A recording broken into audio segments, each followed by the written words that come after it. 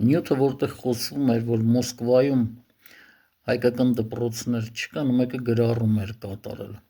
Հաշվի առեք, որ Հայաստանում էլ ռուսական դպրոցները փակվել են։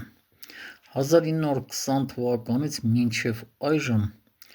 հայկական բոլոր դպրոցներում երկրորդ դասարանից մինչև դպրոցը ավարտելը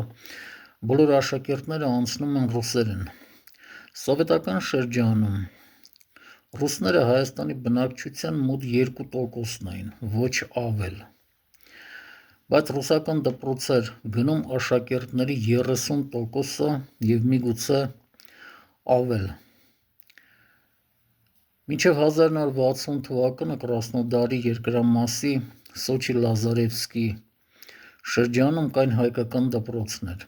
Դա Ադլերից մինչև Տուապսե ընկած հատվածն է։ 60-ական թվականներին բոլոր այդ հայկական դպրոցները փակվեցին։ 1985 թվականին Սոչի Լո ավանում էի։ Տանտիրուհիս համշենահայ էր, բավականին լավ խոսում էր գրական հայերեն։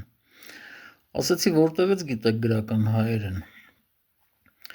Ասեց, մինչև 4-րդ դասարան գնացել եմ հայկական դպրոց։ Հետո դպրոցը փակեցին և մնացինք անգրագետ։ Ասեցի, ինչի անգրագետ։ Դե ասեց 4-րդ դասարան, եթե 4 տարի գնում ես հայկական դպրոց, դրանից հետո էլ ինչ ռուսական։ Հայկականն էլ փակվեց։ Այդպես էլ ասեց, մնացի 4 դասարանի կրթությամբ։ Ինչ վերաբերում է Մոսկվային, Մոսկվայում հայկական դպրոց ընդհանրապես չի էլ եղել խորհրդային շրջանում։ 90-ական թվականներից մինչև վերջերս մի դպրոց կար, բայց անունով էր միայն հայկական։ Պարզապես ֆակուլտատիվ հայերեն էին անցնում և վերջ։